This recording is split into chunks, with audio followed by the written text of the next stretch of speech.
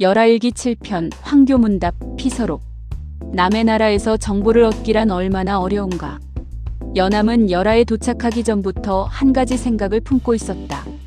중국에 다녀온 조선 사람들이 을의 자랑처럼 늘어놓는 말. 나는 중국의 비밀을 엿보았다. 풍속을 속속들이 살폈다는 이야기가 영 믿기지 않았던 것이다. 연암은 조목조목 따진다.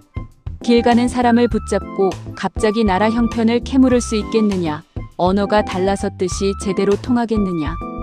이방인 티가 나서 형적이 드러나지 않겠느냐. 말이 얕으면 실정을 못 얻고 말이 깊으면 금기에 걸리지 않겠느냐. 묻지 않을 걸 물으면 정탐꾼 소리 듣지 않겠느냐. 이것만 해도 5가지 불가능한 이유다. 여기에 더해 황제, 장수, 재상의 어질고 그런 점이나 만주와 한족의 갈등 같은 것은 입에 올려서도 생각해서도 안 되는 것들이다. 그러면서도 연암은 열하에서 천하의 형세를 말없이 읽어낸 5가지 단서를 이야기한다. 황제가 해마다 장성박 변두리 땅 열하에 머무는 것은 피서라는 이름뿐이고 실은 몸소 변방을 지키는 것이니 그만큼 몽고가 두렵다는 뜻이다. 티베트의 달라이 라마 계통의 법왕을 황금 전각에 모셔두고 스승으로 대접하는 것도 알고 보면 전각 안에 가두어 무사태평을 빌게 하는 것이니 티베트가 몽고보다 더 무섭다는 뜻이다. 한족 문인들이 편지 2줄에도 반드시 황제의 공덕을 늘어놓고 감격을 표하는 것은 스스로 살아남으려는 불안의 표시다.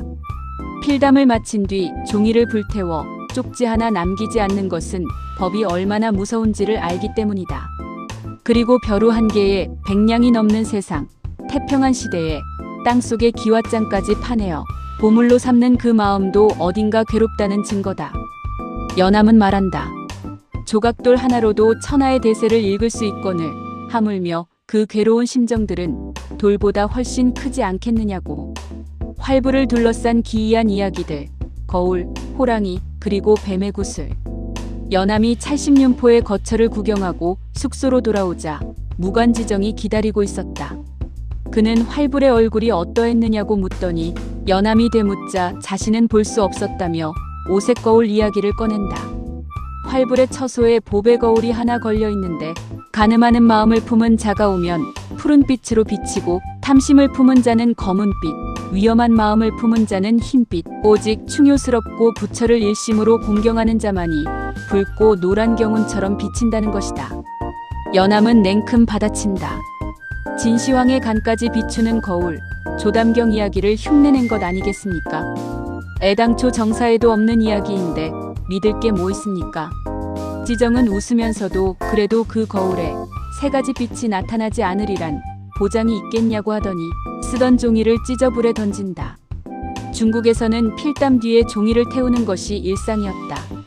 이어지는 활불의 신통한 이야기들은 점점 더 극적으로 펼쳐진다. 물을 만나도 다리나 배 없이 맨발로 걷는데 발목도 젖지 않는다는 것. 어리석은 불효자가 활불을 한번 보고 갑자기 효심이 생겨 자기 옆구리를 칼로 베고 간을 잘라 병든 아버지에게 먹여 낫게 했다는 것. 인색한 산서 부자가 활불을 보자마자 자비심이 일어 10만 금을 녹여 탑을 세웠다는 것. 그중 가장 생생한 장면은 호랑이 이야기다. 황제의 아들 황자가 강 건너 큰 호랑이를 보고 화를 겨누려 하자 활불이 말리며 수레에서 내려 호랑이를 쓰다듬었다. 호랑이는 활불의 옷자락을 물고 남쪽으로 이끌었고 따라가 보니 바위굴에서 젖먹이던 암호랑이가 2마리 큰 벤에게 새끼를 빼앗길 위기에 처해 있었다.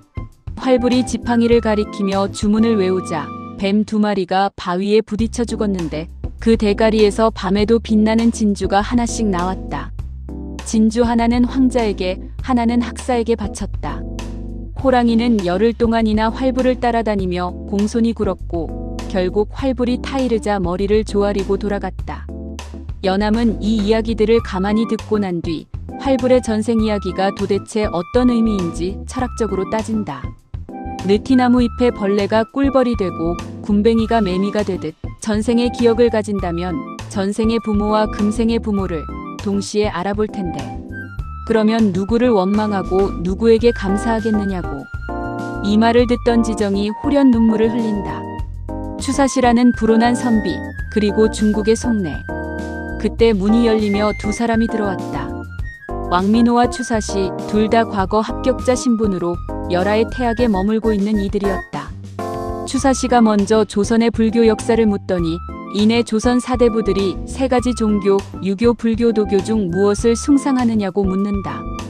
연암이 조선은 2조 400년 동안 사족들이 공자의 글만 익히고 명산의 절들도 폐허가 되었으며 중들은 종이나 뜨고 신이나 삼는 무례배에 불과해 스스로 끊어질 처지라고 답하자 추사시가 탐복하며 낙국이라고 한다.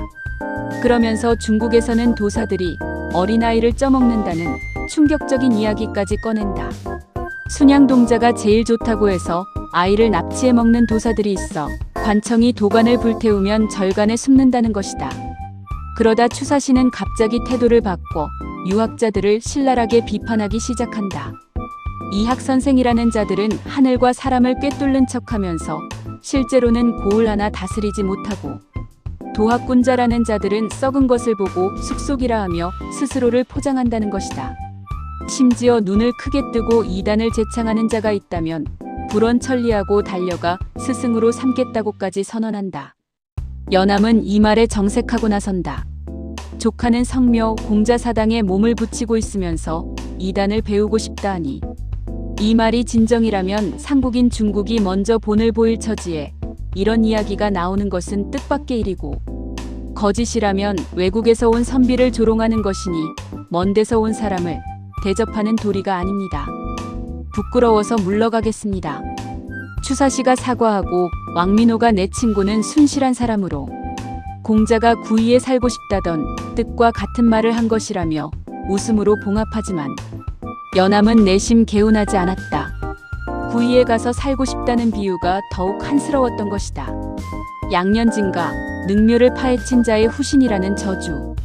추사시가 돌아간 뒤 잠시 화제가 바뀌는가 싶더니 그가 마지막으로 던진 한마디가 분위기를 얼어붙게 만들었다. 선생은 이번 길에 사람을 잡아먹는 다민이 무섭지 않습니까? 연암이 다민이 뭐냐고 묻자 추사시가 말했다.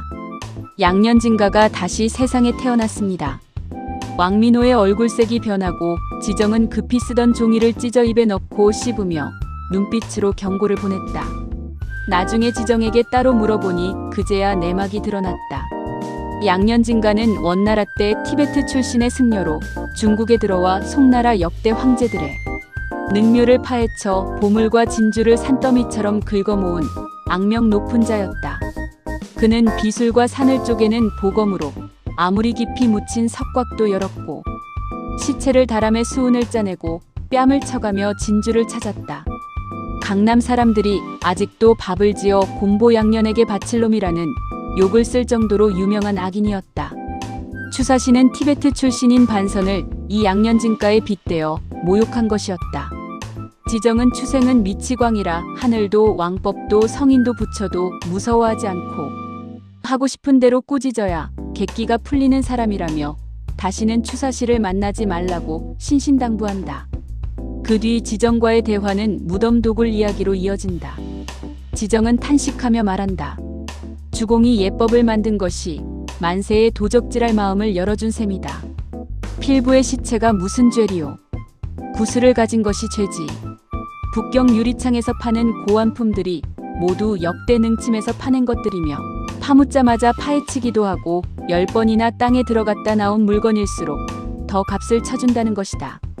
연암이 무덤에서 나온 기와는 냄새나고 흉하지 않느냐고 하자 지정은 웃으며 감상가들은 그걸 알아내는 것으로 박식하다 하고 수장가들은 부지런히 모아들이는 것으로 취미를 삼는다고 한다. 황교란 무엇인가 몽고 선비부제와의 대화. 어느 날 연암은 대궐 밖에서 혼자 걸어오다 한 다락집에 올랐다. 거기 혼자 밥을 먹고 있던 사람이 연암을 보자마자 수저를 놓고 마치 옛 친구처럼 달려와 손을 잡았다.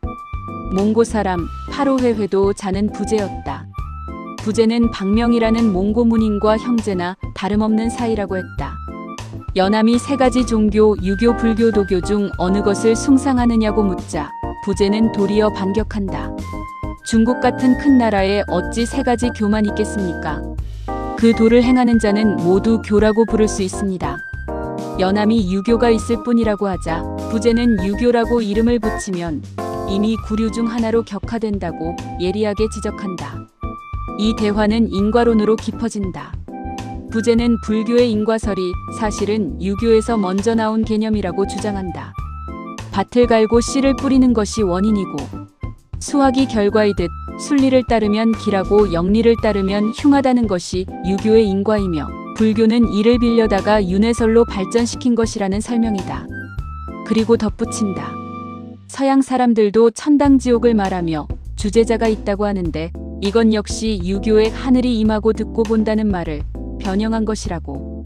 연암이 법왕에 남의 몸에 태어나는 법이 윤회와 다른 것이냐고 묻자 부제는 명쾌하게 답한다.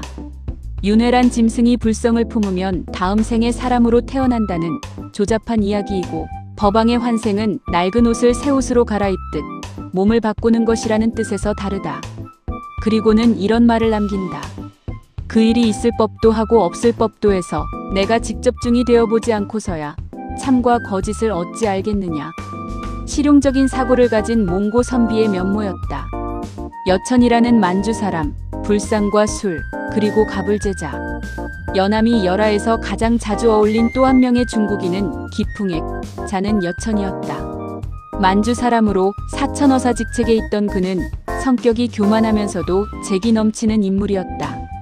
한족 선비 윤영산을 대놓고 멸시하는가 하면 형산이 쓴 시의 대꾸를 이건 개똥이군이라고 평하더니 연암이 그리 경박하십니까? 라고 하자 냉큼 종이를 찢어 입에 넣고 씹어버리는 돌발 행동을 했다.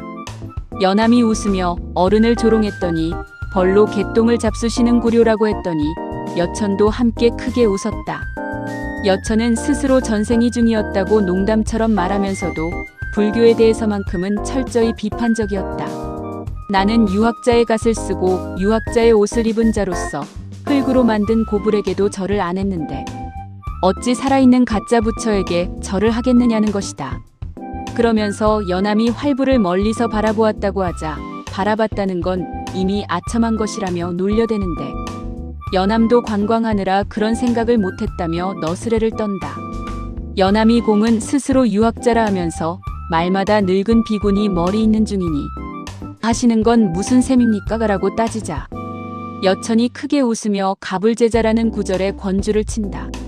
깊은 밤 달 밝은 데 위에서 이 둘의 필담은 공과 색 이야기로 번지고 서로 가슴을 가리키며 나는 너요. 너는 나로다를 주고받는 묘한 교감이 이어진다.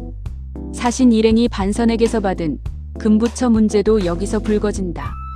조선에 들고 가면 무리가 일고 중국절에 두고 가면 외교 문제가 될 것 같아 일행이 전전긍긍하는 것을 연암이 정사에게 강에 띄워보내는 수밖에 없지 않겠습니까? 라고 하자 서로 웃었다. 나무로 만든 금도금 불상이어서 망정이지 순금이었다면 이단을 물리치자는 논도 좀 생각해볼 점이 있었겠지요. 라며 부사와 허리를 잡고 웃는 장면이 이 책의 가장 유쾌한 순간 중 하나다. 연암이 읽어낸 천하의 위기 30년 안에 이 말을 다시 생각하라. 열하에서의 체험들을 마무리하며 연암은 본색을 드러낸다. 그는 이 여행에서 조선에 돌아와 써야 할 진짜 보고서가 따로 있다고 생각했다. 연암이 보기에 당시 청나라의 가장 큰 위협은 몽고였다. 티베트이나 이슬람 계열 민족회회가 더 사납고 날래지만 몽고는 거란 흉노, 돌고래 후예인데다 전장과 문무리. 아직 원나라의 유풍을 간직하고 있으며 군사와 말도 강하다. 연암이 열하에서 직접 만난 몽고 사람 중에도 부제악루 같은 탁월한 문학 선비들이 있었다. 옛날 유연이 변방 안에 들어와 살 때 유주기주의 명사들이 줄줄이 따랐듯 지금의 몽고에도 그런 인재들이 있다는 것이다. 지정과의 대화에서도 이 문제는 나온다. 연암이 열하의 지세를 살펴보니 천하의 두뇌와 같았다. 황제가 해마다 북쪽을 순행하는 이유는 바로 이 두뇌를 누르고 앉아 몽고의 인후를 틀어막기 위해서라는 것이다.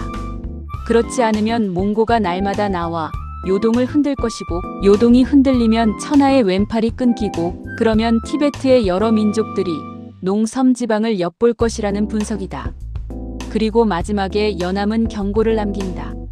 우리 동방은 다행히 바다 한쪽에 궁벽되어 있어 천하일에 상관이 없다 하겠으나 내 이제 머리털이 휘어 앞이를 보지는 못하겠지만 30년을 넘지 않아서 천하의 근심을 걱정할 줄 아는 자가 있다면 응당 나의 오늘 이야기를 다시 생각할 것이다. 피서록에서도 비슷한 인식이 이어진다. 만주족은 중국에 들어온 지 100년이 지나 한족과 섞이며 문약해지고 있다. 결국 진짜 두려운 존재는 외부의 몽고이며 청나라의 안정이 황제의 인격이나 문화가 아니라 순전히 열하라는 군사적 거점을 손에 쥔 데서 온다는 것이 연암의 냉정한 판단이었다. 그 와중에 연암은 소소한 장면들도 놓치지 않는다. 술집벽에 붙은 시 한 편, 이름 모를 손님이 쓰고 간 붓글씨, 윤영산이 읊어준 원매의 시, 조선 여류 시인 난설원의 이름이 중국에서 잘못 전해지고 있다는 사실. 그리고 조선 사람이 중국을 지날 때 아이들이 가오리가 온다고 쫓아오며 소리치면 자신들이 반당, 새우, 가오리 세 가지 물고기가 된 셈이라며 말 위에서 웃음을 터뜨리는 장면까지. 그가 담은 것은 단순한 기행의 기록이 아니었다. 이 모든 필담과 웃음과 술자리와 철학, 토론 사이에서 연암은 18세기 동아시아의 긴장을 손바닥 위에 올려놓고 읽어내고 있었다. 그리고 그 경고는 책 속에 조용히 그러나 단단하게 박혀있다.